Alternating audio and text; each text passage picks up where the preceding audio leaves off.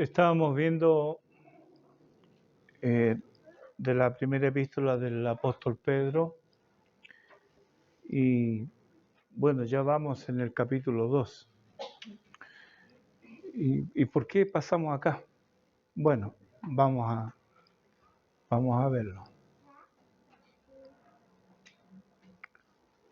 Una de las cosas por las cuales los libros de los Salmos es tan popular es porque refleja la condición humana. Nos podemos identificar con los salmos. Este salmo, ¿cómo no nos vamos a identificar con él? A Jehová clamé. Estando en angustia, y él me respondió. ¿Cómo clamaba el salmista? Libra mi alma, oh Jehová, libra mi alma del labio mentiroso, de la lengua fraudulenta. ¿Qué te dará? ¿Qué te aprovechará, oh lengua engañosa? Agudas saetas de valiente con brasas de enebro. ¡Ay de mí! Que moro en Mesec y habito entre las tiendas de Sear. Mucho tiempo ha morado mi alma con los que aborrecen la paz. Yo soy pacífico, mas ellos, así que hablo, me hacen guerra. Esta no es una condición exclusiva del salmista.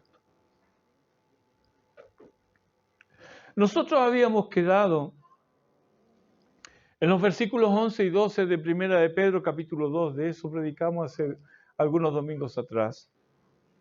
Amados, yo os ruego, como a extranjeros y peregrinos, que os abstengáis de los deseos carnales que batallan contra el alma, manteniendo buena vuestra manera de vivir entre los gentiles. Dijimos entonces que no tenemos aquí patria permanente, pues nuestra ciudadanía está en los cielos, ¿verdad? Filipenses 3:20. Que solo estamos de paso, que somos peregrinos, pero no por estar de paso somos indiferentes al devenir de nuestra tierra, pues de Jehová es la tierra y su plenitud, el mundo y los que en él habitan. Salmo 24. Este es el mundo de mi Dios. Él es el soberano y gobernador supremo. Él es el dueño de todas las cosas y de todos los hombres. Y Él nos ordena que debemos procurar la paz donde estemos, que roguemos a Dios por nuestra ciudad, que oremos, pidamos, que roguemos y clamemos por nuestros gobernantes. Porque, dice Jeremías 29:7, en su paz tendréis vosotros paz. La paz es un bien muy preciado y también escaso. Y es un concepto escurridizo cuando se confunde con la ausencia de conflictos. Pues en estricto rigor, dejaremos de ser importunados por conflictos cuando lleguemos a nuestra verdadera patria, la patria celestial. Allí dice Apocalipsis 21:4, no habrá muerte, ni habrá más llanto, ni clamor, ni dolor. Fuera conflictos. Ese es un mundo que no conocemos todavía. Pero eso será allá. ¿Qué es el aquí y el ahora? Recuerden que Pedro nos está diciendo, manteniendo buena vuestra manera de vivir entre los gentiles. Tiene que ver con nuestra vida, con el testimonio afuera. ¿Qué es del aquí y del ahora? Bueno, Isaías 26:3 es una promesa para el peregrino. Dice, tú guardarás en completa paz a aquel cuyo pensamiento en ti persevera. ¿Por qué? Porque en ti ha confiado. ¿Sí? Bien. De la misma manera podemos apropiarnos de la promesa explícita en el Salmo 119, versículo 165, si observamos de igual manera el requisito que allí se indica. Porque dice, mucha paz tienen los que aman tu ley y no hay para ellos tropiezo. Entonces aquí, bueno, ¿cómo es? Si tenemos conflictos, ¿por qué estos textos dicen que nosotros tendremos aquí mucha paz? Esta paz, la paz que nos da el Señor, la paz del príncipe de paz, no es ausencia de conflictos, más bien es paz en medio de los conflictos. Paz en medio de las tormentas de la vida. Esa es la paz que nos da el Señor. Esta paz es paz con Dios. Romanos capítulo 5, versículo 1 nos dice, justificados pues por la fe, tenemos paz para con Dios por medio de nuestro Señor Jesucristo. Esta es la paz del peregrino. Es la paz de aquel que rindió su vida y voluntad al príncipe de paz. Es la paz de quien ya no está en guerra contra el Señor y dueño de su alma. Es la paz que consiguió quien llevó todos nuestros pecados en la cruz del Calvario, soportando el castigo que nosotros merecíamos, para que nosotros, que éramos sus enemigos, fuésemos reconciliados con el Padre y sanados de nuestra lepra incurable. ¿Es así contigo? ¿Ha venido a morar a tu corazón el príncipe de paz? ¿O aún estás en guerra contra él? Sabes que no puedes ganar ese conflicto, ¿verdad?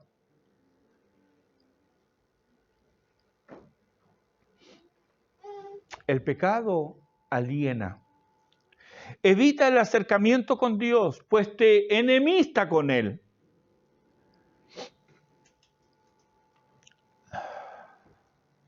El pecado además te aparta de tus semejantes, pues busca servirse de ellos y dañarlos. Además, el pecado te aliena de ti mismo, pues busca destruirte. No puedes vivir en pecado. En pecado solo puedes morir. Romanos 6:23. ¿Por qué? La paga del pecado es muerte. En pecado solo puedes morir. ¿Qué escogerás? Deuteronomio 30:19 dice, escoge pues la vida para que vivas. Y dice Jesús en Juan 14:6, yo soy el camino, la verdad y la vida. Escoge pues la vida. Desde la ley te viene diciendo, escoge a Cristo. ¿Cuántos pusieron atención a lo que cantábamos? Prefiero a Cristo. Prefiero a Cristo. Escoge, pues, la vida.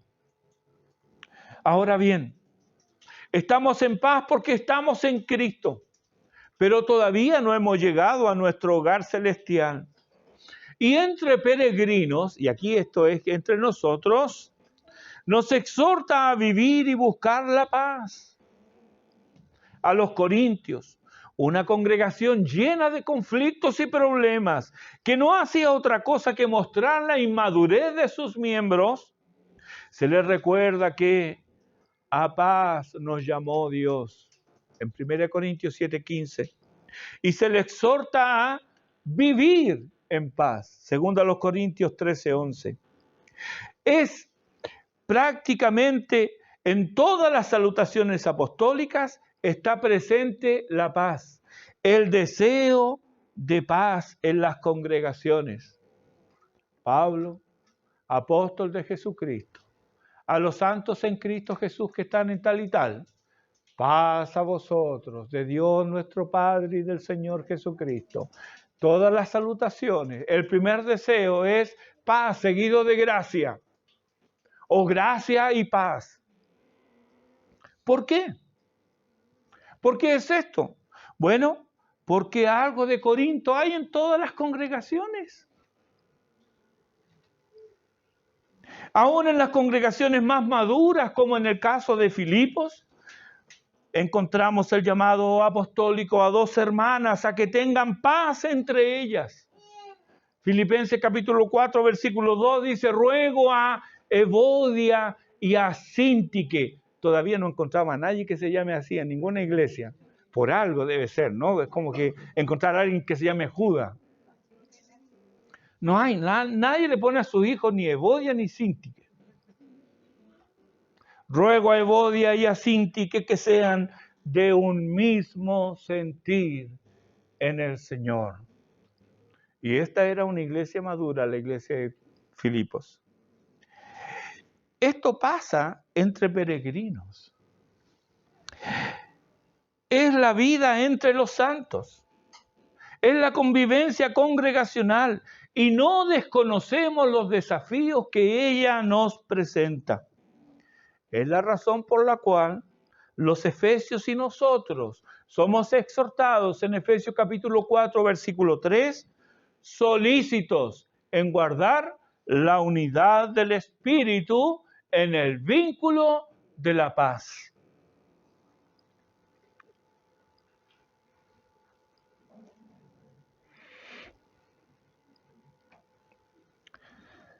Por eso, hermanos, nos suena tan severo, tan duro, las palabras que el apóstol Pablo les dirige a Tito en el capítulo 3, versículos 10 y 11. Y leo de la Reina Valera SBT. Dice, desecha al hombre que cause divisiones. Este es el mismo apóstol que escribió 1 Corintios capítulo 13. ¿Qué escribió ahí en 1 Corintios 13? ¿Escribió sobre qué? El mismo apóstol, este no es un apóstol distinto. El mismo apóstol que dice, desecha al hombre que cause divisiones después de la primera y la segunda amonestación, sabiendo que el tal se ha pervertido y peca, siendo condenado por su propio juicio. Alguien de la congregación que causa división se lo amonesta una y otra vez y luego deséchalo. Está pervertido y peca. Y está condenado. No habla de que Dios lo condena. Claro, Dios lo condena porque peca. Pero no habla de condenación eterna. Tampoco habla de la condenación de la congregación, sino que habla de que Él está condenado por su propio juicio.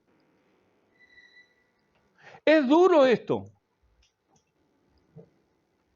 pero es parte de la doctrina bíblica, porque estas cosas suceden en las congregaciones. Suena duro, pero no podemos hacer caso omiso a esto. Al hombre que causa divisiones después de una y otra amonestación, dice la Reina Valera del 60, deséchalo. Sabiendo que el tal se ha pervertido y peca y está condenado por su propio juicio. Esta es la realidad de las congregaciones. Exige de nosotros, de cada uno de nosotros, humildad, benignidad, misericordia y espíritu perdonador. Ninguna de estas virtudes están en nosotros. Estas virtudes se encuentran en Cristo, por lo que debemos permitir que Cristo se exprese por medio nuestro. Por lo tanto, no lo contristes, pero tampoco te equivoques, porque el infractor desea ser admitido sin arrepentimiento. Dios no lo acepta. Tú tampoco debes aceptarlo.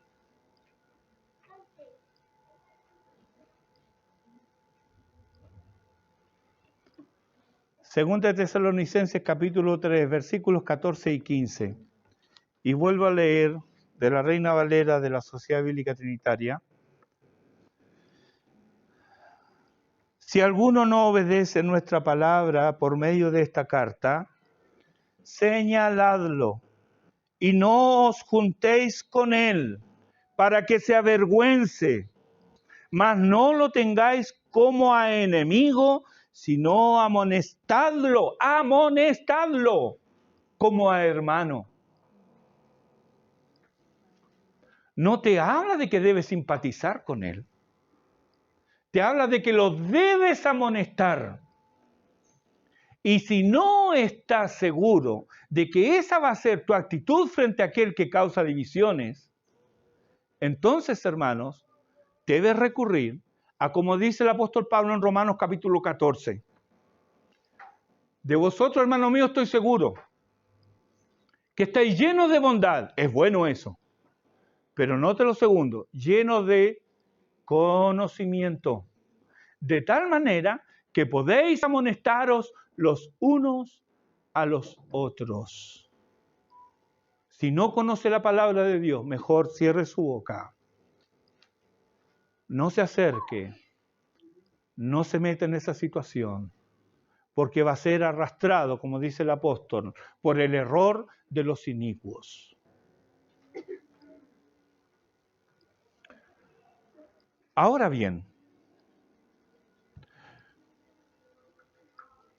el peregrino en el mundo es otra historia. Con esto cerramos, ¿cierto? Estábamos hablando de los peregrinos entre ellos. Estas cosas que pasó y que escribe Pablo a Tito y Tesalonicenses ocurren en las congregaciones. ¿Sí? Ok. Pero ahora vamos a hablar del peregrino en el mundo. Porque Pedro nos dice que primero debemos abstenernos de los deseos carnales que batallan contra el alma y que debemos mantener buena nuestra manera de vivir entre los gentiles. Entonces, el peregrino en el mundo es otra historia. Pero esto no lo dijo el Señor. Juan 16:33 dice, estas cosas os he hablado para que en mí, dice Él, tengáis paz. En mí tengáis paz. En el mundo, ¿qué dice? Tendréis, miren, lo sabemos. En el mundo tendréis aflicción, pero confiad, yo he vencido al mundo. Vivir en el mundo no es un paseo por el parque. El apóstol Pedro escribe que nosotros también dice, vosotros armaos del mismo pensamiento. ¿Cuál pensamiento? El de sufrir, el de padecer. Pues vivir conforme a la voluntad de Dios es oponerse a la concupiscencia de los hombres. En 1 Pedro capítulo 4, versículos 3 y 4 dice, basta ya el tiempo presente para haber hecho el tiempo pasado, para haber hecho lo que agrada a los gentiles, andando en lascivias, concupiscencias, embriagueces, orgías, disipación y abominables idolatrías. A los gentiles les parece cosa extraña que vosotros no corráis con ellos en el mismo desenfreno de disolución. y os ultrajan. Díganme, aquellos que hemos llegado ya adultos al conocimiento de la verdad, que teníamos nuestro círculo de amigos y participábamos con ellos en distintas cosas, pero de repente salió el Señor a nuestras vidas, iluminó nuestra mente, cambió nuestro corazón, nuestros pensamientos, cambiaron nuestros hábitos. Y de repente nos encontramos con esos antiguos amigos y dice, va, ¿qué te pasó?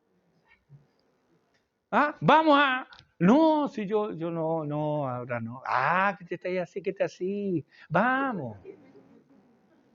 No. Y a veces así como tímido, pero a veces sale mejor decir, Tillero, ¿sabe qué? Es que conocí al Señor. Y Él cambió mi vida. Ahora hay un propósito en mi vida.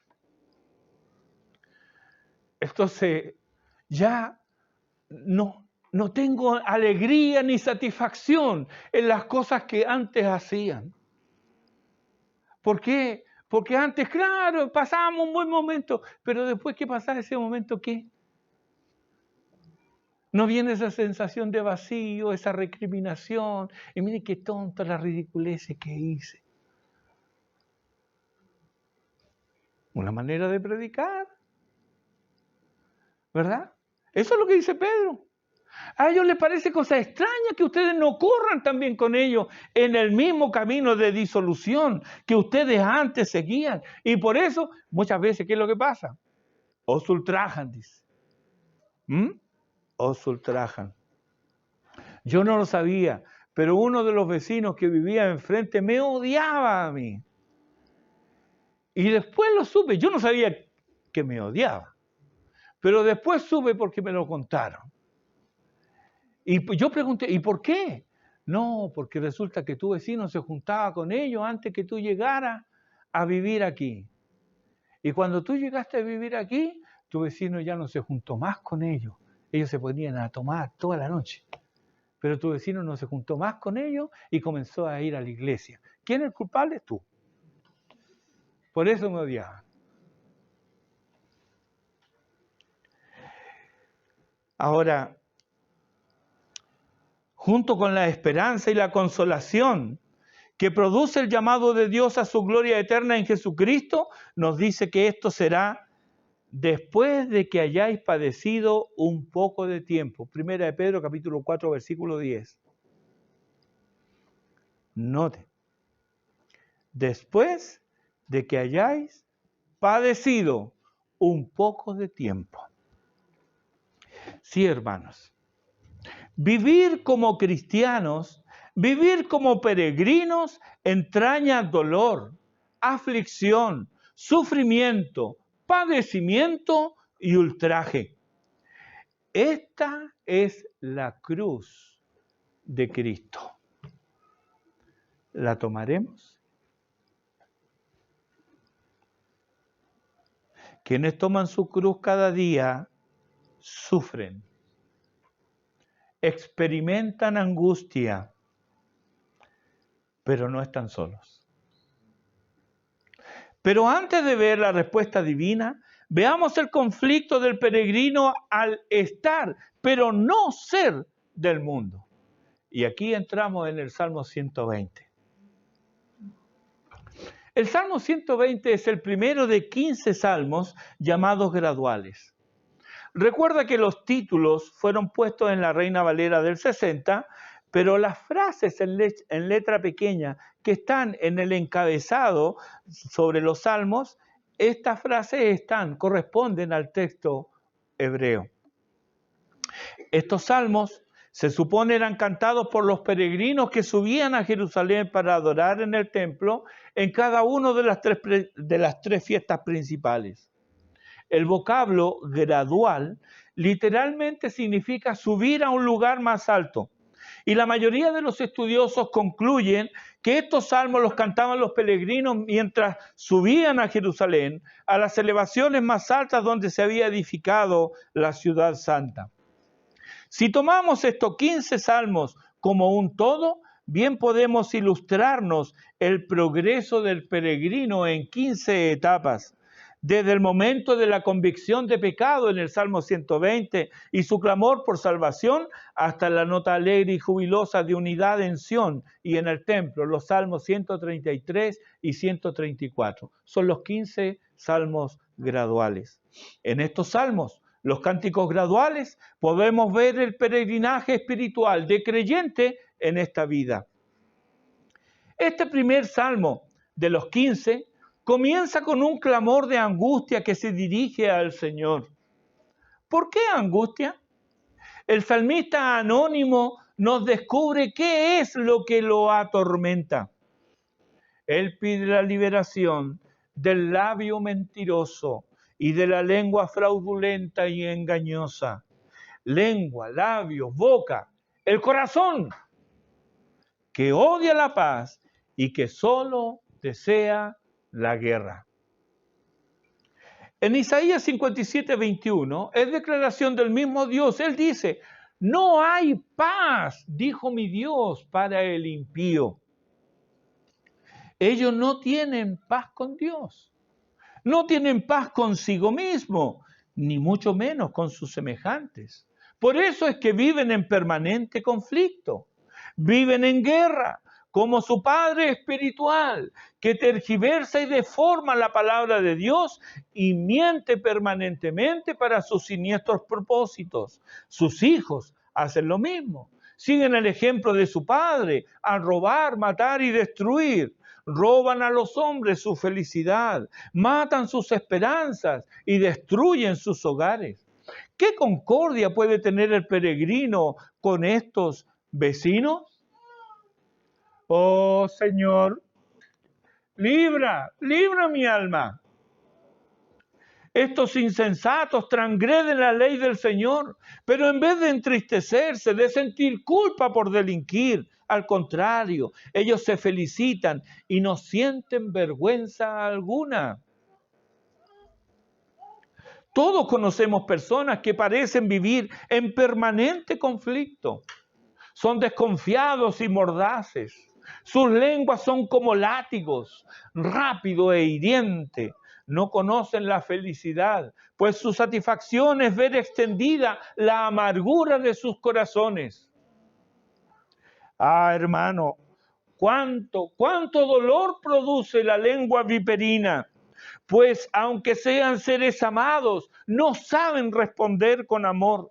Cual serpientes venenosas siempre están a la defensiva, buscando la ocasión propicia para atacar y descargar el veneno doloroso y mortal. Son seres apagados, disminuidos por su propio pecado y dignos de lástima. Pero no nos equivoquemos. Dios no tiene compasión alguna con ellos.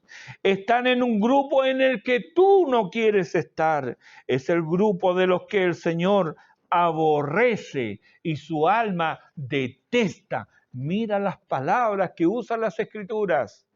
Proverbios 6, 16 y 19 dice, 6 cosas aborrece Jehová y aún 7 abomina su alma. Los ojos altivos, la lengua mentirosa, las manos derramadoras de sangre inocente, el corazón que maquina pensamientos inicuos, los pies presurosos para correr al mal, el falso testigo que habla mentiras y el que siembra discordia entre hermanos. Dios lo aborrece, abomina de sus obras. El salmista expone la oculta satisfacción de estos infelices. Versículo 3 dice, ¿qué te dará o qué te aprovechará, oh lengua engañosa? ¿Obtienes bien? ¿Felicidad? ¿Alegría? ¿Paz? ¿Bienestar? No, nada de eso. Versículo 4 dice, agudas saetas de valiente con brasas de enebro. Sus palabras son como flechas, como dardos envenenados, como saetas ardientes. ¿No es esta acaso una táctica satánica? Efesios 6:16 nos da un sabio consejo a los peregrinos. Dice, sobre todo, tomad el escudo de la fe con que podáis apagar los dardos de fuego del maligno. Esta es una táctica satánica. Valiente, en nuestro texto, también puede significar guerrero, tirano. Y por la identificación que nos da Efesios 6:16, sabemos sin lugar a dudas quién proporciona los dardos de fuego. El enebro es un arbusto del desierto y como tal, su madera es muy dura y resinosa. Arde con facilidad y por mucho tiempo luego de ser encendida. Así vienen equipados los dardos de fuego del maligno. Hacen blanco en el peregrino y hacen daño. Escuece por largo tiempo y no se apaga fácilmente.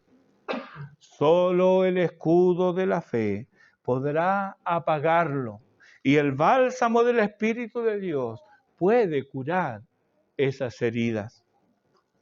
¿Te está quemando un dardo de fuego? ¿Aún resuena en tu mente el insulto, el comentario mordaz, la frase insolente? Acude a Cristo. Oh Señor, libra mi alma. Libra mi alma. Lleva ante Él tu causa. Hebreos 4:15 nos dice, porque no tenemos un sumo sacerdote que no pueda compadecerse de nuestras debilidades. Él es paciente, también dice Hebreos, con los ignorantes y extraviados. Y en Hebreos 7:25 nos afirma, sin lugar a dudas, y puede salvar perpetuamente a los que por Él se acercan a Dios. Y esto no es cosa de un día. Aquí se nos va la vida. En el versículo 5, el salmista exclama, ¡ay de mí! ¡Ay de mí! Esta es una expresión de dolor, es una expresión de angustia, es una expresión que nace desde lo más profundo del ser. ¿Verdad que cuando nos lastimamos feo decimos, ¡ay! ¿Qué significa ese ay? ¿Significa que tiene alivio? No, nada. Es el dolor. Estás verbalizando el dolor. Y en la Escritura encontramos esto. Cuando Isaías tiene un encuentro con el Cristo entronizado, un breve encuentro, dice, vi yo al Señor. Lo vi.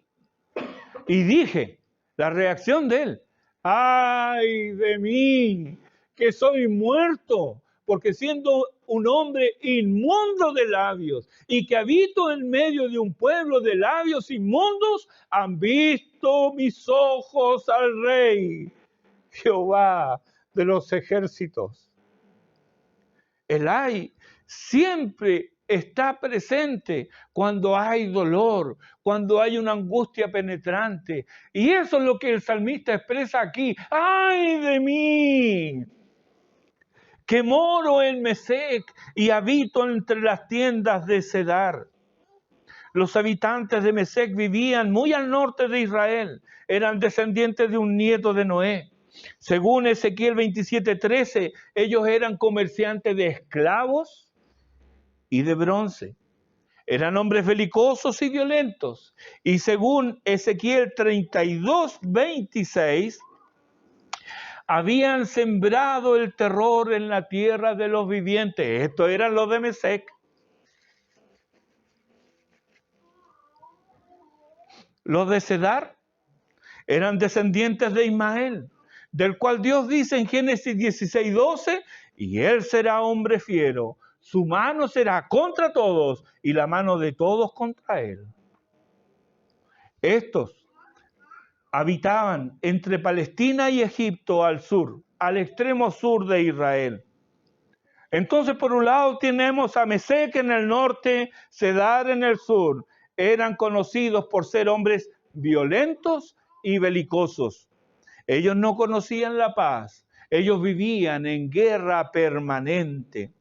El salmista nos hace ver que moraba entre ellos, que sus vecinos eran como estas tribus salvajes y violentas. Él dice en el versículo 6, mucho tiempo ha morado mi alma con los que aborrecen la paz.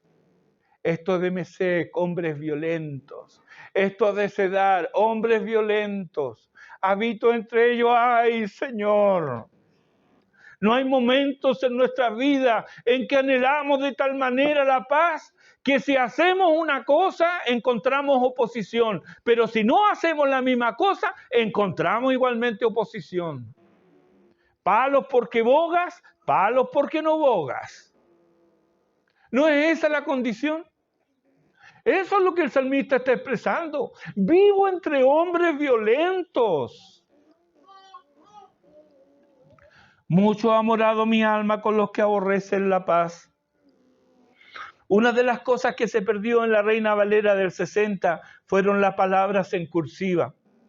Son palabras que no están en los originales, pero que se añaden para darle sentido al texto.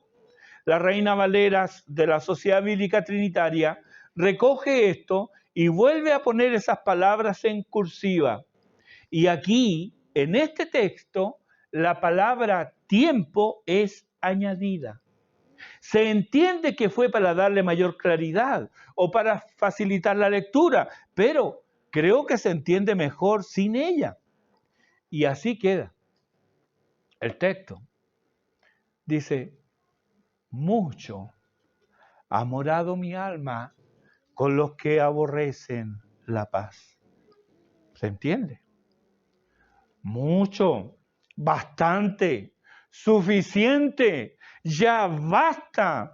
Estoy hastiado, estoy harto, no me encuentro a gusto, esto no va conmigo, todo eso expresa. Ah, Señor, libra mi alma. ¿Te das cuenta? Libra mi alma. Versículo 7, yo soy pacífico.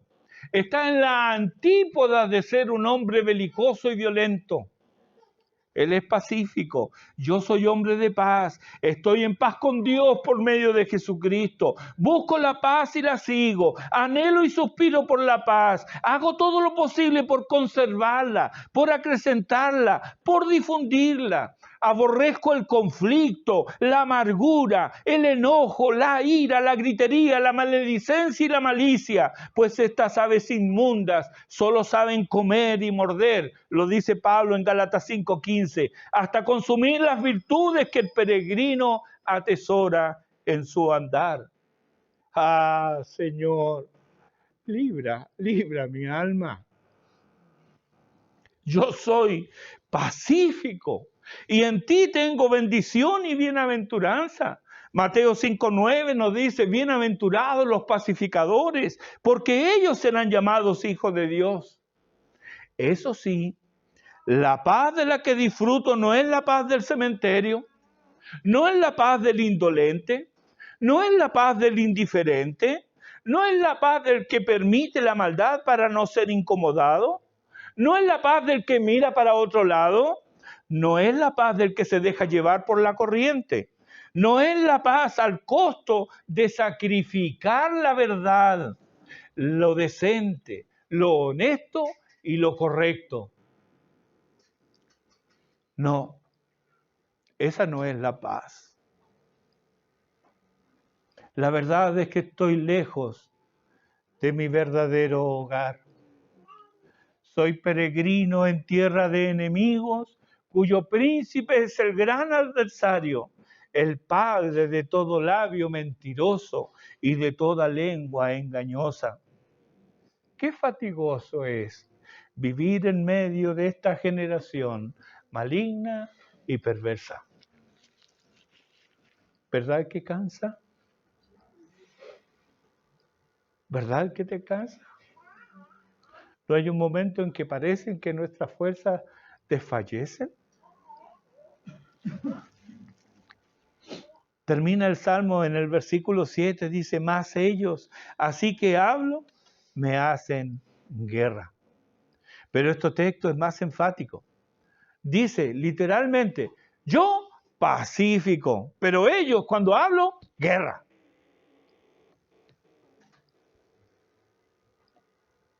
No importa lo que digan, ellos lo malinterpretan, lo tergiversan con facilidad, dan vuelta a las palabras, las editan a fin de que digan lo que no dije, y así tienen supuestos argumentos para defenderse y atacarme sin tregua ni misericordia.